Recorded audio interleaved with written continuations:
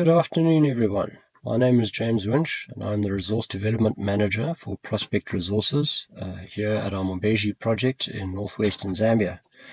So doing this call from my tent at our project camp. As you can see in my background again, same as the last time I was talking to you, which was about 2 months ago. It was beginning of March, where we gave an update on our induced polarization and geophysics surveys that had been recently revised and updated, and how excited we were at that time for what it meant for this project. We put out an announcement to say that we had commenced our phase 2 drilling at the Mumbezhi Project, and that is why I'm up here, is to see that on the go and get the first few holes on the go of this program. So what I thought I would do today is talk through the outline of our phase 2 project and the steps that have led us to the planned design that we have adopted for this phase of the drilling. So what we'll discuss today is the phase 2 drilling alignment of this program, with achieving getting us onto that spectrum of our exploration target tonnage. So we'll zoom in at this moment now on Cabak Koopa to show you these two induced polarization anomalies in purple. We're zooming right the way in here, and you can see the borehole traces from the previous drilling, that which was completed by the predecessor company on this tenement, and then the 5 boreholes that we drilled last year ourselves. And that was an announcement that we put out in January with these 25 meter 5 times 25 meter thick intervals that were grading between 0.5 and 0.7% copper. Now, for reference, those grade intervals are shown in red. They are the red columns shown in here. And for ease of reference, we're going to then put a surface through that for some depiction. There we are. That's that red surface running through the center of those mineralized intervals. And then we've designed our phase 2 drilling program, and this is the half of the first 7,000 meters of diamond drilling that we're going to drill on this program is going to be targeting Cabak Koopa. And that is the boreholes that I'm going to show you now, which is the borehole traces in yellow. I'm going to put it on plan view here, and you will see what we are intending to do with this additional drill work.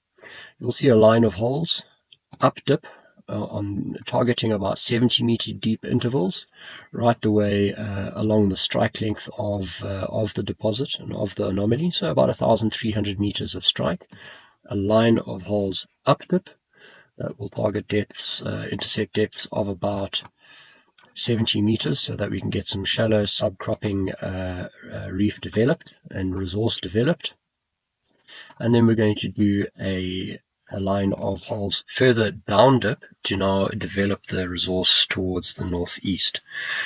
We are going to stretch the program and the drill coverage to the southeast, because we believe the deposit is open in that direction. So where that 1,300 meter symbology is, in this direction here, we believe this deposit is open.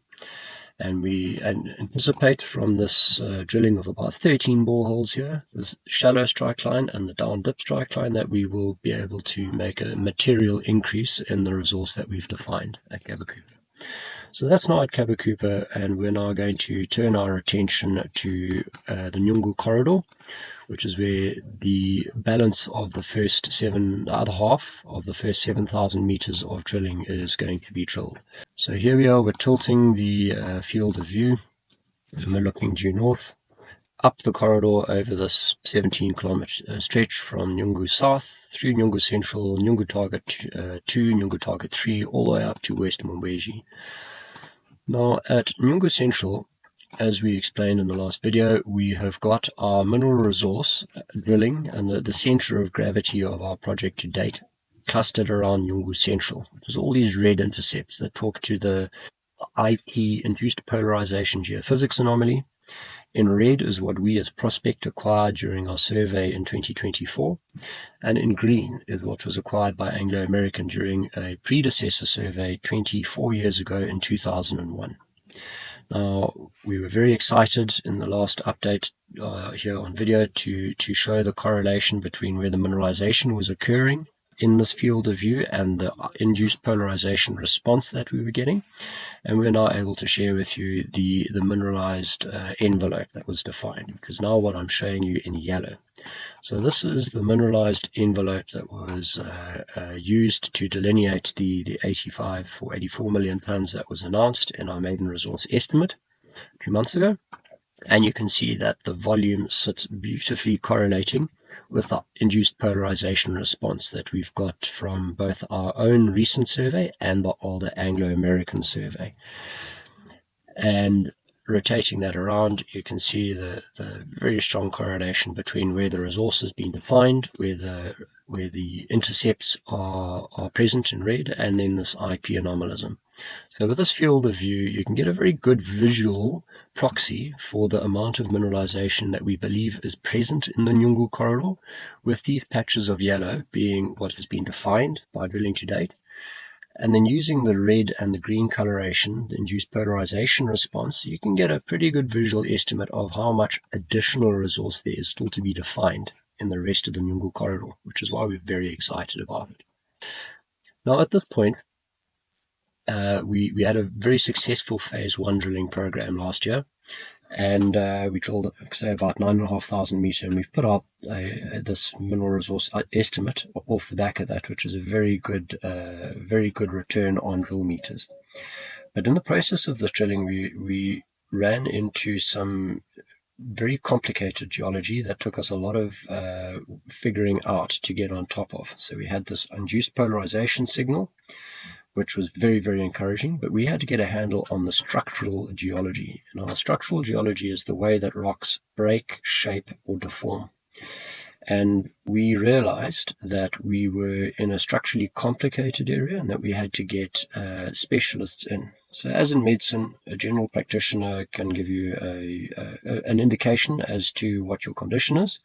But if you run into complications, you then get specialists in or you refer to a specialist to come and give you a specialist opinion and help you solve the matter. Now that is what we ended up doing. In February this year, we commissioned, and I'm going to change screens at this point, we brought in the services of Tech Consulting, who are a specialist geological consultancy based in Stellenbosch in South Africa. And they completed a very comprehensive piece of work for us on the structural deformation and shape of the ore body at Nyungu Central and in the Nyungu corridor. So from space and from airborne geophysics, you can get certain response profiles from the rocks. And that's these colored patterns that we're showing you here, which is the western portion of the Mumbezhi license up the Nyungu corridor. And you can see there's a channel following my cursor here. And then on another version of geophysics is another channel following my cursor here. And doing some geological mapping on that indicates that it's attributable to different types of geology or different rock types. And zooming in specific into the Nyungu Central area, you can see the trend, this north-northeast trend that we've picked up on our Nyungu corridor deposits. Zooming into those in detail and superimposing them now onto the induced polarization, both the Anglo data on the left-hand side image, split screen, and then on the prospect data from 2024 on the right-hand side split screen, you can see there's a very strong correlation with the airborne signal of geophysics versus the ground signal from the induced polarization.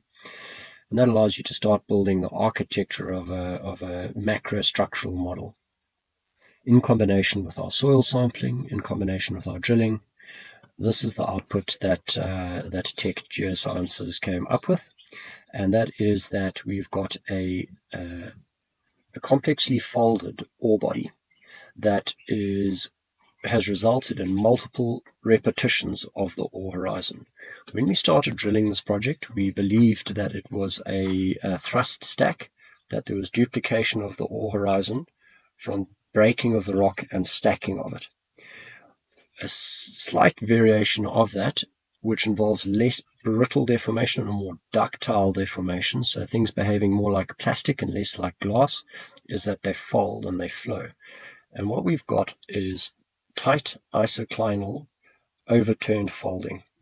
So as I'm showing with my hands here, the horizon is a series of S-bends.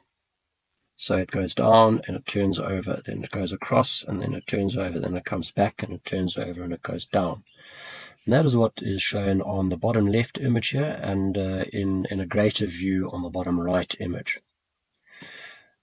Here is some very complicated structural geology, but suffice it to say that this is the source data that fed into this interpretation. Very thorough, very comprehensive, high-level geology, and some very elegant science to produce this output and interpretation. Now, what has got us extremely excited about the structural history of our deposit is that it has been caused by a mountain building event, very much like what's currently creating the Himalayas and what's currently creating the Rocky Mountains. Rocks under tremendous pressure perform, and they fracture and they fold in response to these mountain building events. And we know from rock dating and the rock record that this deposit has been through 2 cycles of mountain building over its lifetime. The first was about 1.05 billion years ago, so that's 1,050 million years ago. There was a deformation event which has caused this folding that we're seeing on screen here, this third order secondary folding. And then 500 to 550 million years ago, there was a second mountain building deformational event, which resulted in the rocks that had already been deformed being deformed again during the Lufilian orogeny, which is what created the Zambian copper belt. And the mineralization ages of the copper belt throughout diverge between 500 and 540 million years at the same age as this deformation event. Now, crucially for our deposit, what this is showing us is that we've got rocks that predate the copper belt. These are the source rocks, the copper source, and the protolith is the word we use in geology, that was deformed to subsequently create the mineralization of the copper belt. So we've actually got the mother lode, as it were. It was caught up 1 billion years ago in that deformation event, and then it was caught up again 500 million years ago in the Lufilian orogeny that created the copper belt mineralization proximal to us at Lumwana and at Sentinel Mine. But critically, what it did was took the entire deformed rock package and folded it over again in a much larger structure, interpreted at this stage, a much larger structure, picked it up, turned it over on itself on a much lower amplitude, making a much bigger structure, fold structure. That's called a second order fold, which is what's showing now in these images here. You can see the interference folding, which is what's been defined here at Nyungu Central, hosted on the limbs of a much bigger structural feature. Now, if I scroll down, I'm going to go to the next slide, and you'll see the correlation of this interpretation with the geophysics, the IP, induced polarization anomalism that we've acquired on the project. And you can see that critically, the Anglo-induced polarization that was done in 2001 picked up an induced polarization signal off to the west, where I'm indicating with my cursor, that correlates with the upturn of this huge fold limb and the overturn of it. And if we look at what that means for the Nyungu corridor, here is a view up the corridor now, and you can see here's Nyungu South, where this parental fold structure has curved up. It left the ground level, it's been eroded off. There's a gap, and then it comes back in at Nyungu Central. And it forms a trough all the way through Nyungu Central. It comes up again here to surface at Nyungu North Target 2, and then Nyungu North Target 3, and then it probably subsides again, and then we think it may come up again at West Mumbezhi. So we've got this huge parental fold structure undulating like a wet piece of spaghetti up the corridor, plunging and rising and plunging and rising. And that presents us with our regional exploration model, and our regional target potential that we believe will get us well into the range of our exploration target tonnage range of between 400 and a million and a billion tons. So that we can now look at what this means in 3D space, because what we've been looking at there so far in that presentation is a two-dimensional presentation. We now need to see what this means in 3 dimensions. So here we have we're going to focus on Nyungu Central, and there's in yellow the maiden resource estimate.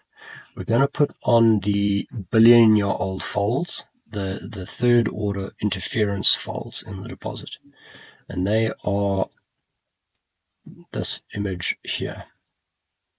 It's popped up in green, bright green. So for simplicity now, I'm going to turn off some of the other colors. I'm going to turn off the Anglo-induced polarization. I'm going to turn off the prospect-induced polarization. So we've only got a green fold outline now. And what's fantastic to see about this is beautifully encapsulating the maiden resource estimate volume that we defined 2 months ago from the phase 1 drilling. All of this yellow volume, or a large proportion of it, is resident within the fold, the deformation envelope, outlined here in the green. So there's a beautiful concurrence between where the grade is in the rock mass and how the rocks have been deformed as a package. So that is a very good validation of the resource estimate and also of the structural interpretation. So now if we turn that into a volume, or change it from a surface now into a search volume, and we ask tech to assist us in this regard and to say, well, can you give us guidance envelopes for where the mineralization is contained within this fold structure? And they did that, and that is now what I'm going to show you here, where we've now defined a ore zone search volume around that deformation. And that's what's in blue. And again, you can see this beautiful concurrence between what was defined in yellow in the maiden resource estimate and what we are now looking within in the blue to expand the resource potential at Nyungu Central. If I take a section across the strike of the deposit, so we take a dip section, and I'm going to now do that here, and we look at what this looks like in 2D, you can see this complex folding, and I'm going to turn off the mineralization now, the maiden resource estimate mineralization, so that you can see the raw deformation of the rocks. And you can see it's this overturned tight fold incorporating the mineralized intervals, which is those red columns. And then as we step through these sections now, you will see the deformation interval, which, let me just put those folds back on, are third order folds. So here in green is the third order folds, and surrounding those folds is the greater search volume that we believe we can add significant additional resources to. So as we move to the north, you can see it's plunging, the entire fold package is plunging towards the north and slightly towards the northwest, all informed by our drilling last year. And as we come to the south, you can see that it actually comes closer and closer and closer to surface, and we believe it actually daylights very close to where I'm currently sitting in camp, about 200 meters to my left-hand side. We believe that the lowermost of these surfaces outcrops, the lowermost of these fold overturns outcrops, and we'll have a look at some of those views shortly. But at this point, we're going to zoom, we're going to go back into the center of the deposit, about over here, and look at the bigger picture that's now at play for this deposit system. So what we've got in green here is the third order folds from just over 1 billion years ago, the package that was deformed then, and then the mountain building event of 500 million years ago came along and took that whole folded and contorted sheet and then turned it over on itself, which is now what I'm going to show you in a white lattice that's going to appear, which is now showing on screen. And you'll see that this is a very large trough-shaped syncline in geology is what we call it, a slightly verging syncline that is from where the center of Nyungu is to where it potentially repeats itself is 700 meters further west. So we came very, very close in our phase 1 drilling to validating this interpretation, and I will show you that here with the borehole trace. Got 100 meters, let's cut it there. And you can see that some of our deeper intercepts proved that there is this continuity across the deposit. Not actually going deeper, but going across before it turns over and starts coming back up. It's going to be one of the objectives of the phase 2 drilling at Nyungu Central, will be quantify this. Now, if I just step this section forward a little bit, and back a little bit, you can see how that morphology looks in 3 dimensions. Now, here's a very important hole, which was our deepest hole of the phase 1 program, which we stopped just above mineralization. So one of the things that we're going to do in this program, now that we've started, is to go down some of our older boreholes, fill them deeper.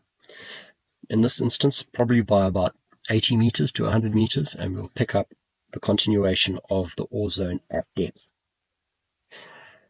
Now, at this point, let me turn on what we're going to propose, what we're proposing to drill in our phase 2, the 4,000 meter portion of the first 7,000 meter half of our phase 2, which is going to be drilled here at Nyungu Central.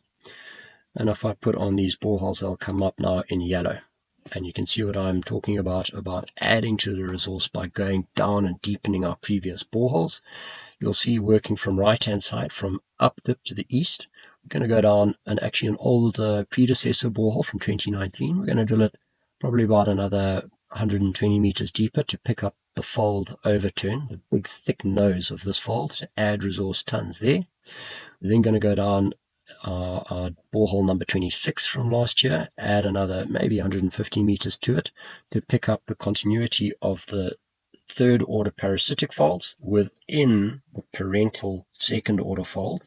And if we get a result from that, we're then going to step even further across to the west and drill a stratigraphic borehole, a reference borehole, that will then test the full potential of the hypothesis that we have the entire package duplicated and turned over on itself, 600 meters to the west of our current drilling area. And it would intersect that succession at about this depth here. Then we'll go through a lot of barren ground in between, and then we'll pick up the continuation of our package. So we've designed our phase 2 program at Nyungu Central to both add resource tons to the existing MRE defined volumes by these additional boreholes, which are shown in yellow. You can see here in this field of view, there's another extension of one of our own boreholes from last year, where we only got one of the fold overturns. We're going to drill it deeper and pick up the nose of the second fold overturn. And then what we're going to do is we're going to continue our drilling northwards on strike into the IP anomalies that we defined and that we communicated 2 months ago. If I rotate that in plan now, you will see now the full scale of what we intend doing at Nyungu Central for about 4,000 meters of drilling. So if I scroll right back out now, we'll then have a look at what we intend doing with the second 7,000 meters of diamond drilling in our phase 2. So scrolling right back out, you can see that 7,000 meters now spatially represented, 3,200 meters of it off to the northeast at Cabak Koopa, where I'm circling on that blue anomaly, and then about 4,200 meters here at Nyungu Central, where I'm circling. And towards the end of this first 7,000 meters is when we get our air core rig to now come across and validate the anomalies that are outside of these two initial target areas. So as we alluded to in the last talk, we said that we've got these IP anomalies. What we then go and do on top of them is termite hill sampling. So we, as we've said, have got these huge anthills in northwestern Zambia that get down very deep, sort of 20 to 30 meters, and they bring up material from the top of the decomposed rock, bring it to surface, of which there's an abundance of mineralization contained in it. we sample those anthills and we get a much stronger expression than just from sampling normal soil geochemistry. So we get a much more enhanced anomaly. And I'm going to show you what that looks like now here at Nyungu South, which is 4 kilometers over my left shoulder to the southwest. And I'm going to put a color panel on here that shows you what a heat map of these termite anomalies looks like. And we zoom in there, and you see now appearing above the green blob is a heat map. Now this is of what we consider to be highly anomalous termite results, shown in purple around these red and purple triangles. This will be results above about 200, 250 parts a million copper in sample, sitting immediately above the northern portion of the Nyungu South anomaly. As we indicated in the last talk, a portion of drilling had been done historically before Prospect Resources time in Nyungu South, targeting the southern end of this anomaly, which is shown here when I show the mineralization envelope defined by about 12 boreholes from about 7 years ago. We believe the real anomaly that we want to drill at Nyungu South is actually about 500 meters north of where that old drilling had been done. So with that in mind, this is where we're now going to start our second phase of second portion, our second 7,000 meters of our 14,000 meter diamond component of our 18,000 meter phase 2 program. And we're going to start it here by running across the top of this anomaly with air core, which is going to get down to about 30 meters and give us a high confidence sample from the top of the fresh rock. That'll really allow us to draw an X marks the spot on top of the copper bearing mineralization. Then we're going to put the diamond rigs in and do the second portion of this phase of drilling. And that's these holes that are now going to show up in green. The green hole traces that are showing up here now. So we're going to do about, I think it's 1,500 meters of drilling, of diamond drilling, as a follow-up to air core validation of the termite hill anomaly above the induced polarization anomaly. We are currently we've extended our termite hill sampling program right the way up the entire Nyungu corridor. We've got a beautiful concurrent response over Nyungu Central, which no surprises we should have, because we've got a 80 plus million ton defined ore resource sitting there now, as well as beautiful IP anomalism, as well as one of the original soil anomalies. So we've got a beautiful termite hill anomaly above that. And we've also got termite hill anomalies sitting above here, Nyungu North Target 2 and Nyungu North Target 3. And you can see the holes that we're planning to drill in there, diamond holes, that will be as follow-ups and finalized their positions by the air core drilling that we're going to do across the top of the bodies. And ending up, or actually probably starting off the air core sampling here at West Mumbezhi, where we've got one of the strongest geophysics or the induced polarization responses of the whole project, as well as a very compelling termite hill anomaly developed above this. So this will likely be between Nyungu South and West Mumbezhi, will be where we start the air core drilling in July. We really get the X marks the spot on the anomalous copper mineralization in the subsurface, in the fresh rock, and then we put the diamond rigs in on top of that and delineate it. So we've got a very good spread of drilling throughout the entire tenement, talking to various levels of confidence that we have in our anomalies and in our deposits, all of which are part of a much bigger picture now, which I'm going to show again for scale comparison purposes now, by putting on this larger second order fault feature that we believe hosts the mineralization in the greater Nyungu corridor. So the structural study that we did to define this was limited purely to the Nyungu corridor and where we've got drilling in specific, and that's this white lattice. And you can see that where we've in yellow got a defined mineral resource estimate is only a portion of the greater structure just at Nyungu Central. We're going to hopefully expand our structural study once we have the boreholes, further north over the next 5-kilometer area further north, and work out exactly how long this big trough canal runs for. So we really do have a very compelling story emerging here now at our Mumbezhi project. We've got shallow, easily definable resource developing at Cabak Koopa. We've got a chunk of resource defined already at Nyungu Central, and all of the scale potential along the Nyungu corridor to get our exploration target tonnage of between 400 million and 1,050 million tons validated as credible, and by the end of this phase of drilling inform a maiden resource estimate that grows our existing 104 million tons significantly into the size and scale of the deposit system that we believe we have present here at our Mumbezhi project.